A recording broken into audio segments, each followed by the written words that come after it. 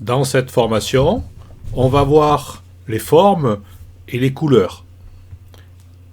La première des choses à faire, comme d'habitude, on ne travaille jamais sur la photo originale, on la duplique et on en fait une copie. Les formes sont ici. Avec le clic gauche, on a le choix des formes, rectangle, ellipse, triangle, polygone, trait, forme personnalisée. Pour commencer, évidemment le rectangle. On peut venir tracer un rectangle sur la photo. Ce rectangle, si on appuie sur la touche Shift, il se transforme en carré. On ne peut faire qu'un carré. Shift. Et vous voyez, quand je déplace, on ne peut pas venir modifier une longueur par rapport à l'autre. Si je relâche la touche Shift, je peux venir faire un rectangle. Je vais en effacer un petit peu. On va effacer cela. On peut venir faire une ellipse. On choisit ellipse. Et là, comme tout à l'heure, on a le choix de l'ellipse. Si j'appuie sur la touche Shift, cette ellipse se transforme en cercle. On ne peut pas venir modifier les côtés. On a automatiquement un cercle parfait. Je le supprime.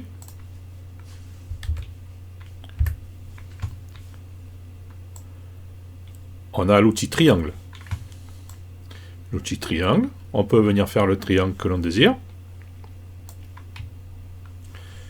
Si j'appuie sur la touche Shift, on fait un triangle avec les bords identiques. On ne peut pas modifier la taille d'une longueur ou d'une autre. Si je n'appuie pas sur la touche Shift, on peut venir faire le triangle que l'on désire. Alors toutes ces formes, évidemment, si on la sélectionne, on peut venir la déplacer et la mettre là où on veut. On peut changer de couleur. On le verra en détail après. Un double clic ici sur le calque. On va venir choisir par exemple le bleu. On le prend, on le sélectionne et on va pouvoir venir le mettre sur une autre. On verra le changement de couleur après. Ces triangles-là, on les supprime. On va pouvoir voir l'outil polygone. L'outil polygone, je trace le polygone que je désire. Si j'appuie sur la touche Shift, on fait un polygone avec tous les bords de la même grandeur.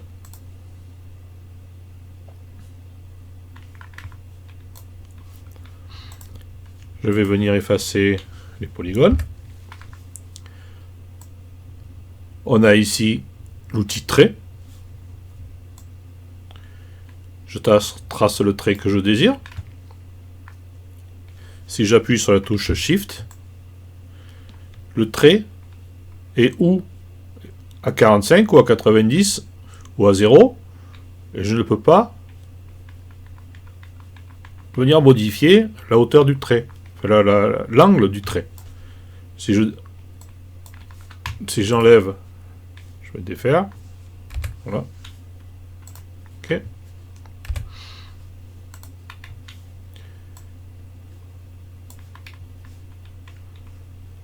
Voilà. Si je n'appuie pas sur la touche Shift, je prends l'angle que je désire. Si j'appuie sur la touche Shift, je ne peux bouger qu'en longueur, qu'en largeur. Je ne peux pas lui choisir un angle, sauf à 45 ou à 90. Et là, pareil, je ne peux pas, par exemple, prendre du 97. Impossible. Je lâche la touche Shift. Je continue. J'ai toujours mon doigt sur la touche gauche de la souris et je prends le trait que je désire. Voilà pour le trait.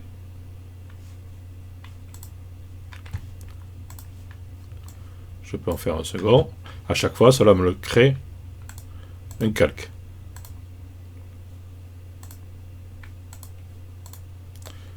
Celui-là n'y est pas. Je peux venir supprimer les calques des formes. La forme personnalisée, là, j'ai lâché. On peut venir choisir la forme que l'on désire, la déplacer. Là, c'est une petite fleur. Voilà, et si je reste sur l'outil forme, je sélectionne le calque de la forme, on peut venir donc ici, en haut, vous avez les formes. Alors on peut mettre un animal sauvage, par exemple. Voilà, donc là si je vais choisir une nouvelle forme, je peux venir sélectionner la forme que je désire. Alors, si je reviens forme, vous avez vu, on a alors les animaux, les girafes, on a les arbres, on peut créer des arbres en forme personnalisée. Donc si je crée une nouvelle forme maintenant, ça va me créer un arbre. Alors cet arbre-là, je peux venir le modifier. Et je peux venir modifier chaque point. Si vous prenez une forme, le tigre par exemple, si vous venez sélectionner l'outil plume, et que vous sélectionnez donc avec un clic par-dessus la forme, vous vous apercevez que cette forme est bien sûr une forme avec un tracé, avec des points, donc elle est vectorielle. Vous pouvez venir, par exemple, avec l'outil plume, ajouter des points d'ancrage. Pourquoi pas la déplacer après. Je choisis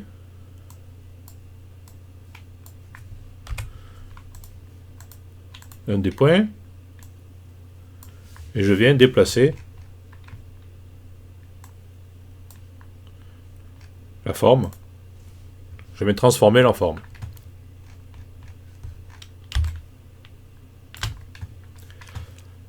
Voilà pour l'outil forme dans sa présentation. Nous allons voir les différentes couleurs des formes. Si je reprends mon carré, mon rectangle, ici, il est en jaune. Il y a plusieurs possibilités pour changer sa couleur. La première, en haut à gauche, vous avez la forme. Vous avez la couleur, le contour, les dimensions. On verra tout ça après. Donc dans la couleur, si je fais un clic gauche de la souris, je peux retrouver ici différentes couleurs qui peuvent être attribuées à ma forme. Là, ce sont des couleurs qui sont déjà prédéfinies. Vous pouvez venir ici, cliquer sur la palette et choisir une couleur très précise que vous voulez appliquer à votre forme. Si vous voulez rester dans les jaunes, voilà, vous avez là la couleur actuelle et la couleur que va prendre votre forme. Vous pouvez, si vous avez les données, les rentrer ici, le code hexadécimal, et là vous avez les données de luminescence ou de cyan magenta noir. Alors, en général, on se sert des RVB, on a les RVB ou le code hexadécimal la plupart du temps. Là, vous pouvez choisir carrément, arbitrairement, une couleur. Si vous cliquez sur OK, vous avez changé la couleur du fond. Vous avez la possibilité de changer la couleur ici, complètement, sur la droite. Vous retrouvez exactement la même chose que là-haut. Vous pouvez venir choisir la couleur que vous désirez. Une autre façon aussi précise, vous avez les couleurs ici qui peuvent se refléter. Avec la pipette, vous allez pouvoir sélectionner une couleur et votre forme prend automatiquement la couleur qui a été sélectionnée avec la pipette. Et vous voyez ici, cela change aussi.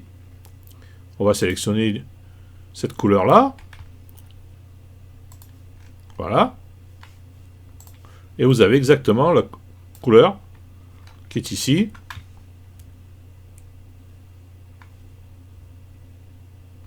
Dans votre forme. Vous avez aussi la possibilité de venir directement la changer ici avec un double clic. Vous venez changer la couleur avec le seau de peinture.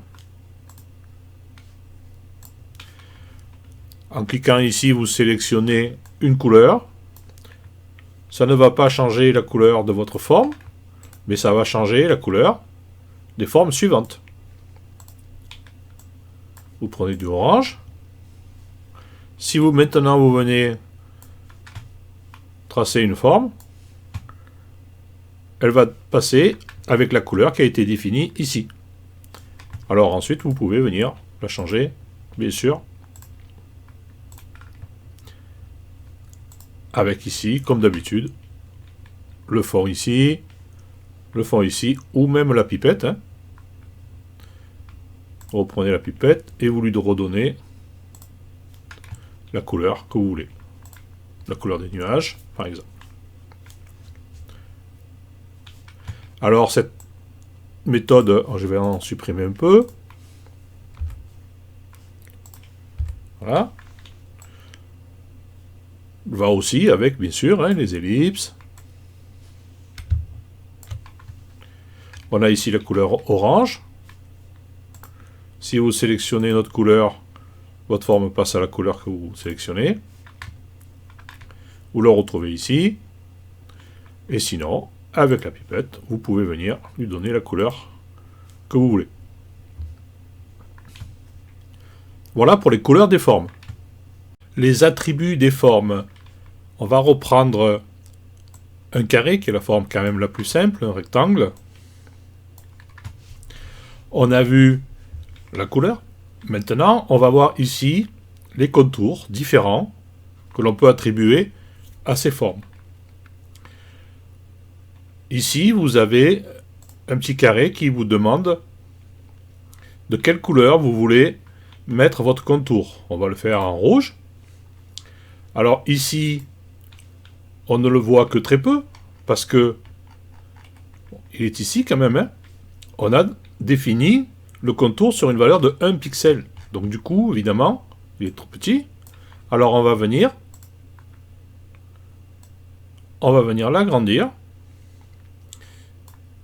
le mettre sur 16 pixels, par exemple. C'est complètement au hasard, évidemment. Alors 16 pixels, c'est 8 d'un côté, 8 de l'autre. On a la sélection ici qui peut permettre de faire 16 pixels, mais à l'intérieur de la forme. La forme garde toujours sa même taille. Vous voyez, là, elle s'agrandit un petit peu de 8, en fait. Là, elle garde sa forme. Et là, c'est à l'extérieur de la forme. Donc, on a la taille de la forme, plus les 16 de la bordure. On va faire ici une taille moyenne. Nous avons la possibilité ici de venir changer les angles de la forme. Alors, suivant ce que l'on choisit ici, on peut venir modifier l'angle de la forme. Voilà. Là, vous voyez, on a un coin arrondi. On peut le faire carré comme on veut et le faire en travers comme ça à 45 degrés. On va le laisser droit. On a la possibilité de venir changer la forme donc, du coin à volonté. Donc c'est-à-dire que là, on est en haut à droite. On prend le coin en haut à droite ici. Et on va pouvoir venir modifier sa forme. Vous voyez? Si je garde la souris appuyée, le clic gauche, je déplace mon curseur et je peux venir changer la forme de le coin de la forme. Voilà. Je peux le faire, par exemple, ici. Voilà. Un peu plus. Je lâche. Et si je désélectionne, vous voyez, j'ai une forme qui maintenant est devenue ce que je voulais, exactement. Alors, ces formes-là, je vais revenir en arrière. Je vais mettre 0. Je vais mettre 0. Je vais lui enlever le contour.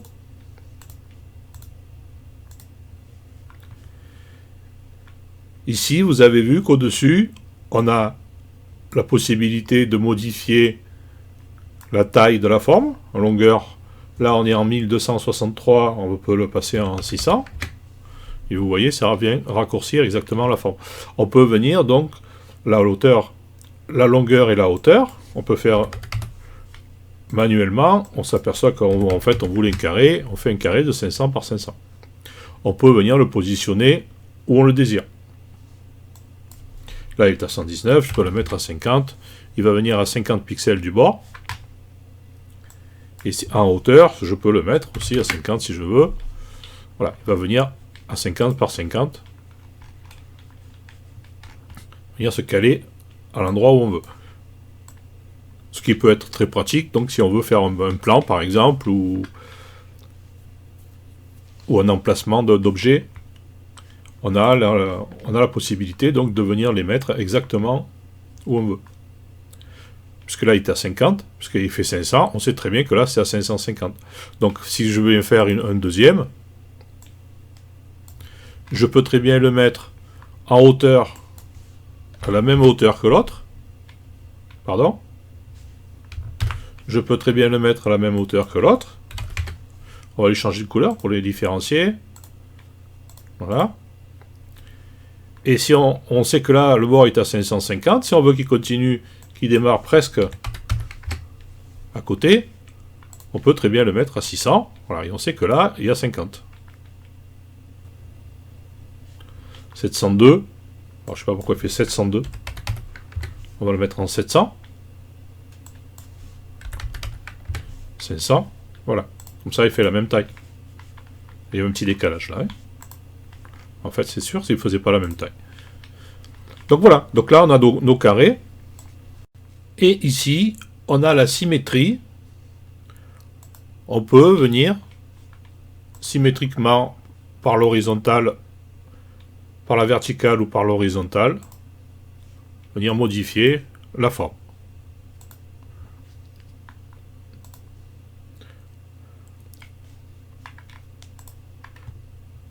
Voilà pour les propriétés des formes. Dans cette partie, nous allons aligner les formes. Pour ce, je vais prendre deux formes, deux rectangles. On va les mettre de la même grandeur. On va faire du 700 par 500.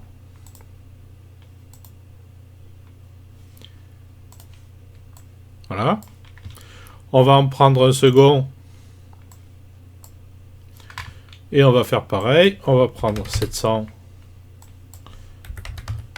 par 500. Et là, on va le changer de couleur. On va lui mettre du vert. Voilà. Alors, vous voyez, là, on a deux formes. Une qui est légèrement à droite, l'autre qui est légèrement à gauche. Si je sélectionne ces deux formes, alors plusieurs solutions, hein, où vous prenez ou cliquez sur une forme, vous êtes toujours en sélection automatique ici. Vous sélectionnez une forme Avec la touche Shift, vous sélectionnez la deuxième, et en fait, ça vous fait un ensemble. Donc là, la deuxième solution, c'est vous prenez ce calque, et avec la touche Shift, vous cliquez sur le second, ou la touche CTRL. La touche Shift vous permet, par exemple, de prendre celui-ci, et de prendre le tout, en fait. La touche CTRL vous permet de sélectionner les calques que vous désirez. Là, en l'occurrence, je vais prendre les deux formes. Une fois qu'ils sont sélectionnés les deux, on peut les déplacer. Mais on peut aussi venir les aligner. On peut aligner les formes sur le centre. Voilà. On peut venir aligner, alors on va les défaire. On peut venir aligner les formes sur la gauche, par exemple. Et pour illustrer, je vais prendre, ici ça sera plus simple, vous allez voir. Je vais prendre un carré plus long, un rectangle plus long.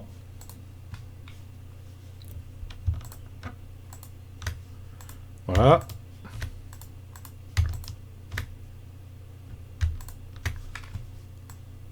Donc là, on est aligné sur la gauche. On peut venir aligner sur la droite.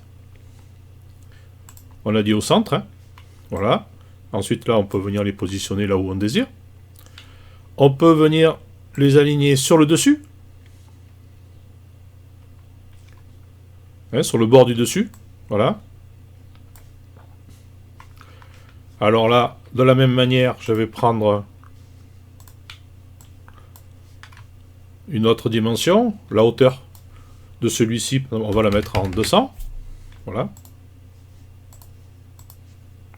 Je resélectionne donc mes deux formes. Et si je l'aligne sur le bord du dessus, vous voyez, c'est bien aligné sur le bord du dessus.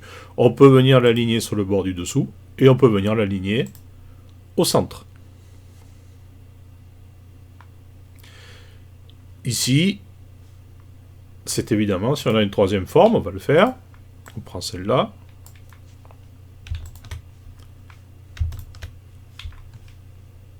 On va venir créer une troisième forme. Voilà, on va lui mettre du bleu. Je sélectionne mes trois formes. Voilà. Et ici, donc, je peux venir les aligner. Alors, j'ai bien sélectionné ici l'outil de déplacement, hein, sinon ça ne marche pas. Je peux venir faire la moyenne, répartir horizontalement. On peut les répartir verticalement, là ils le sont. Alors, je vais mettre celui-là comme ça, voilà. Tac. Voilà, donc là, on a bien une égale distance entre le centre de celui-ci, le centre de celui-ci, le centre de celui-ci. On peut les répartir, là de la même manière. On a une égale distance entre les rectangles.